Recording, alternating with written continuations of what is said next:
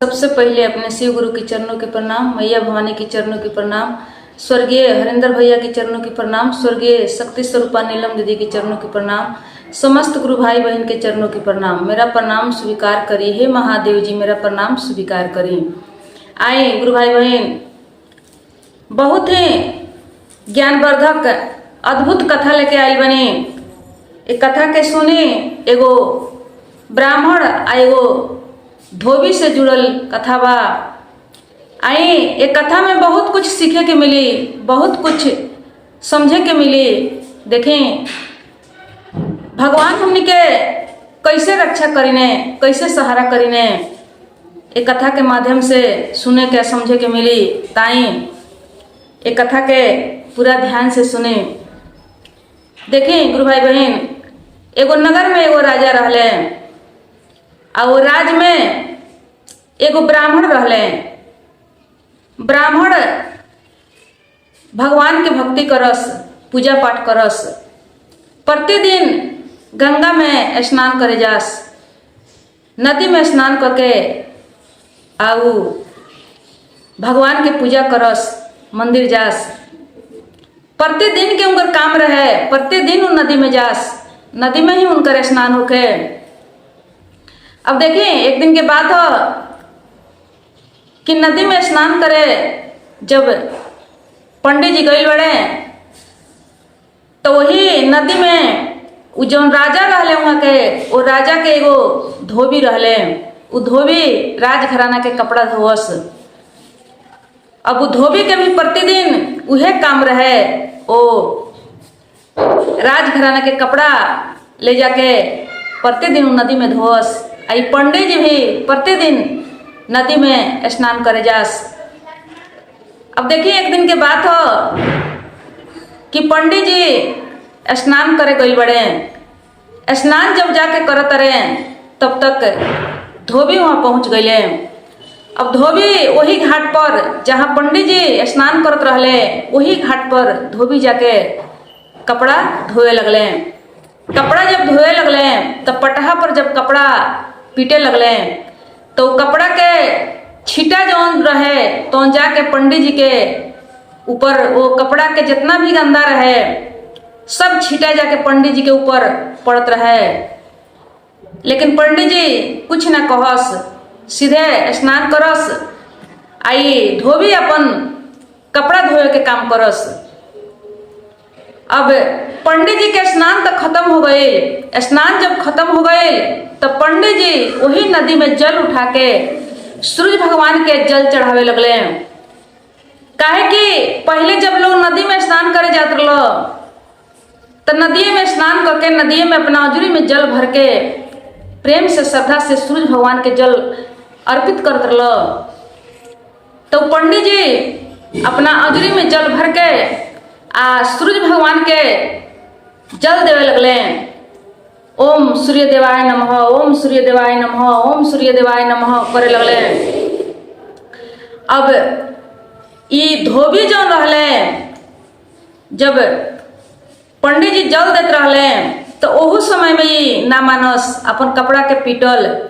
जब कपड़ा पीटस तो ये पंडित जी जौन बाड़े, पंडित जी के अंजुरी में जब जल भराए तो उस जल में जितना कपड़ा रहे, कपड़ा के जितना छीटा रहे, ओ गंदा पानी के छीटा जौन बा ये पंडित जी के अंजुरी में आके पड़ जात रहे। लेकिन फिर भी पंडित जी अपना धुन में रहले। पंडित जी अपन जल देश। आई धोबी जौन बड़े ये अपन कपड़ा पीटस, कपड़ा वो पटहा पर पीटस आ उहे छीटा जाके वो जल में पड़ जाए। अब ये नजारा भगवान देख लेनी, विष्णु भगवान देख लेनी।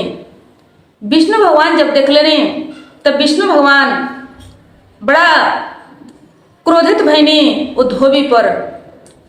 धोबी पर क्रोधित ऐसे भईनी कि धोबी बताओ, एक तो पंडित जी स्नान करते रहे हैं, वो समय में भी ना मानल ख कपड़ा धोए से, थोड़ा देर रुक जाई, जितना कपड़ा के छीटा बा सारा के सारा छीटा ये पंडित जी के ऊपर आके पड़ गई बा।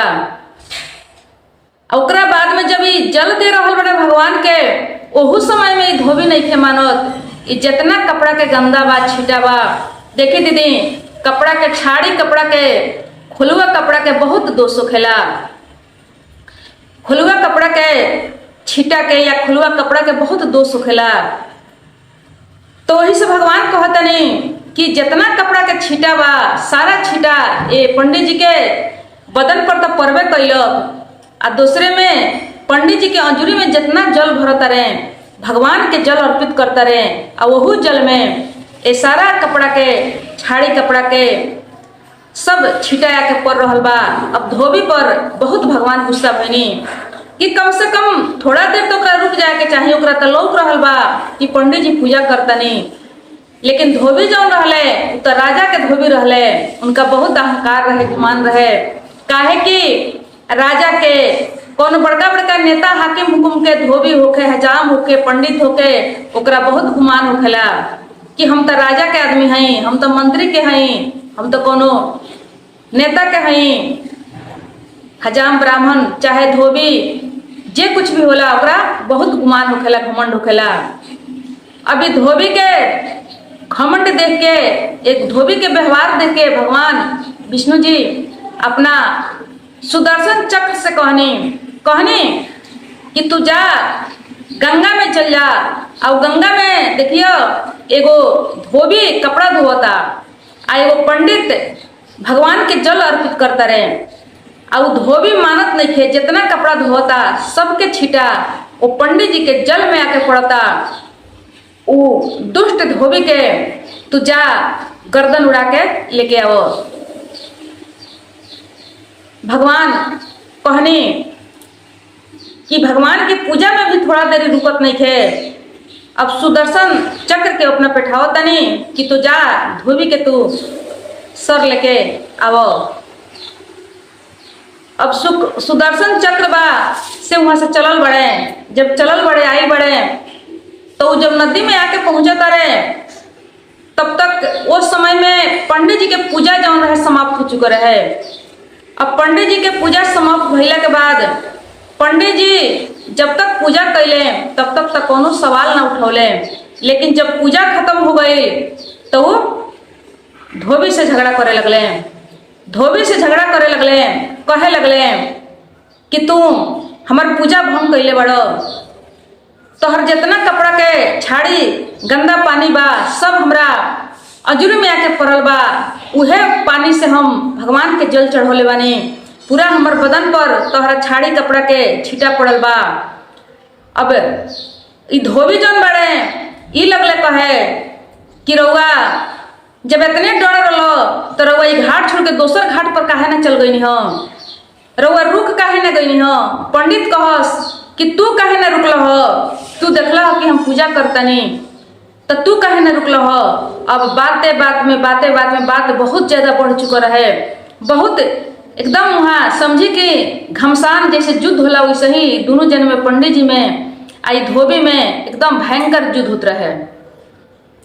अब भयंकर युद्ध होत रहे तो सुदर्शन चक्र जब अले तो देख के आई वापस लौट के चल गए।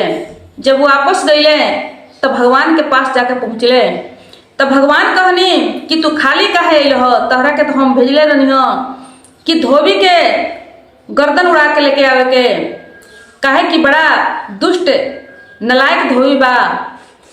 एक तो गलती अनजाने में होला, लेकिन वो जानबूझ के गलती कैले बा तो बहुत बड़का अपराधी या दोषी धोबी बा। तो ये कहले सुदर्शन चक्र जौन बा कहले कि हे नाथ, हे प्रभु, सबसे पहले ये बताई कि उमें धोबी के हो उमें ब्राह्मण के हो। हमरा तो दोनों जन में चिन्हाई ना दिलक हो तो हम कैसे केकर गर्दन लेके आई। तो ये भगवान कहनी कि धोबी अपन कपड़ा धोत हुई हैं, ब्राह्मण भगवान के जल देता रहन, पूजा करता रहन, यह चिन्हासी बा लोग के। तो सुदर्शन चक्र जन बा कहले कि हे नाथ, वहाँ ना केहू कपड़ा धोता, ना वहाँ केहू जल देता, ना केहू वहाँ पूजा करता। वहाँ तो दोनों आदमी में दो आदमी बाटे, दो आदमी में बहुत झगड़ा हो रहा बा। वाद विवाद हो रहल बा, केहू से केहू वहां कम नहीं थे, उमें केहू थोड़ा सा भी कम नहीं थे, दोनों आदमी एकदम सवा शेर बा। ऐसा प्रकार के वहां युद्ध हो रहल बा, लड़ाई हो रहल बा, तो हम कैसे पहचाने कि के ब्राह्मण हो के धोबी हो? कोनो पहचान नहीं थे। दोनों जने के एक ही स्वभाव बा, एक ही विचार बा, दोनों जने झगड़ा में बालो। अब भगवान जब इतना बात सुननी तो सुदर्शन चक्र के कहनी कि ठीक बा, तू वापस आवो, तू वापस आवो। कोनो अब जरूरी नहीं है वो धोबी के सजा दिला के, दंड दिला के। काहे जब पंडित जी पूजा करत रहे हैं तो हमरा नजर में लौकल कि पंडित जी साथ बढ़े, पंडित जी पूजा करते रहे। और वो समय में ये धोबी उनका साथ अन्याय कर रहल बा, गलत कर रहल बा, तो हम तहरा के पेठौनी हो। लेकिन पंडित जी के जब पूजा समाप्त भइल बा तब पंडित जी खुद ही जब अपन बदला धोबी से लेवे लागल बड़न, झगड़ा शुरू कर दिले बड़न। जब वो अपन फरियवता खुद कर रहल बड़न तो में हमार कोनो जरूरी नहीं है। काहे कि यदि चुप रहते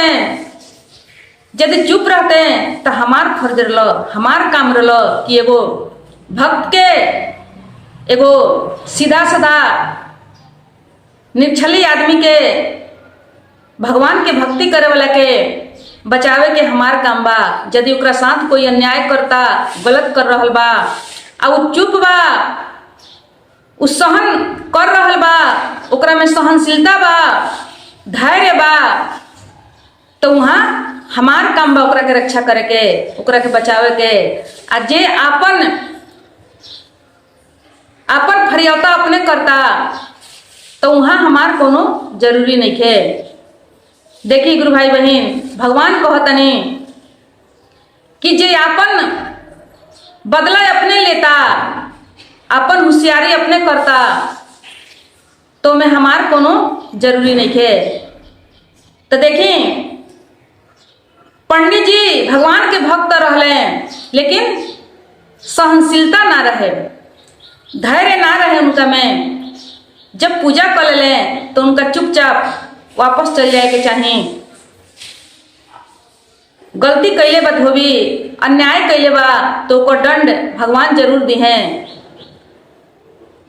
ऐसा हूँ कहा जाला कि हमरा साथ केहू गलती करता तो भगवान के सब लोग रहल बा, ओकर विचार भगवान करे हैं तो भगवान विचार करेलन दीदी। लेकिन हमनी से सहन ना होखेला, हमनी से सहन ना होखेला, भगवान के विचार करे तक हमनी से बर्दाश्त ना होला। हमनी के अपन फरियावता, अपन बदला अपने से शुरू कर दिएला लेवे के, थोड़ा देर भी हमनी से इंतजार ना हो सकेला। तो देखें धोबी, वो पंडित धोबी के मुँहे लगले, वो पंडित अनाप शनाप सुनले, गारी बात बहुत कुछ सुनले, कुछ भइल न गइल। छोट आदमी के मुँहे लगला से, छोट आदमी के मुँहे लगला से गारी सुने के पड़ेला। उरेब पताई तोर मोर सब होला, कुछ मिलेला ना। समझदारी यही में बा कि केहू अन्याय कर रहल बा, केहू गलत कर रहल बा, तो सीधे भगवान पर सौंप दी, भगवान पर छोड़ दी, ओकर विचार भगवान करी हैं। तो पंडित जी कुछ ना कर पौले। ऐसे कि जब ये झगड़ा कैले तो धोबियो झगड़ा कैले इनका से, कोनो माफी ना मंगलक, कोनो जौन अन्याय कैले रहे वो वापस लौट के ना आइल। यदि वो छोड़ देले रहते पंडित जी, भगवान के भरोसे छोड़ देले रहते हैं, तो धोबी के देखी भगवान चक्र अपन पेठोले रहनी कि वो धोबी के गर्दन काट के लिए आवे के बाद। तो भगवान के भरोसा यदि छोड़ले रहते हैं, भगवान के जिम्मा में छोड़ले रहते हैं, तो भगवान उनकर सजा देती। तो भगवान कहने कि तू तो खुद होशियार बड़ो, तू तो खुद अपना आप के ज्यादा चतुर चलाक बड़ो, तो तू अपन बदला तू लो। तो देखिए एक कथा से यह सीख मिलता कि यदि कोई अन्याय करता रहो साथ, हमरा साथ कोई गलत कर रहल बा, तो सहन कली, सहन करके भगवान के भरोसा छोड़ दी, ओकर विचार भगवान करी हैं। देखिए वो धोबी के जब अन्याय कैले रहे तो भगवान विचार कैले रहनी कि ना, भगवान वो धोबी के साथ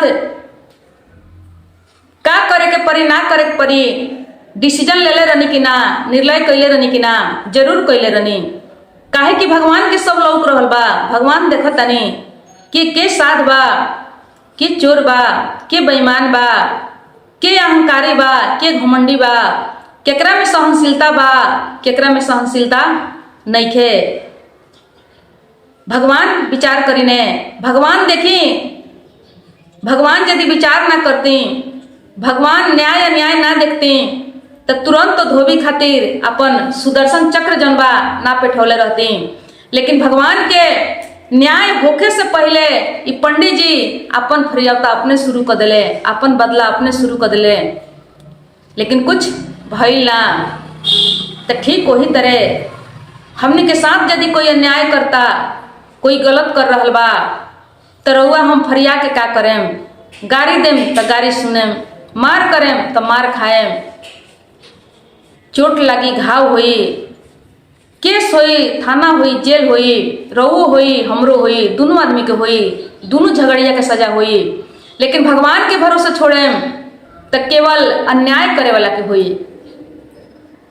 भगवान के घर में देर बा अंधेर नहीं खे। अब भगवान के लाठी में आवाज ना होला दीदी, भगवान के ऐसा लाठी बा कि भगवान के लाठी में आवाज ना होला।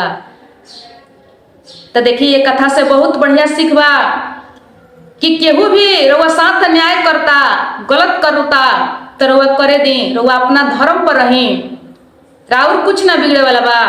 जैसे वो धोबी जब गलत कर रहे तब पंडित जी के कुछ ना बिगड़त रहे, भले पंडित जी के बदन पर छींटा पड़त रहे, कपड़ा के छाड़ी कपड़ा के छींटा पड़त रहे, जल में भी छींटा पड़त रहे, लेकिन कुछ बिगड़त ना रहे।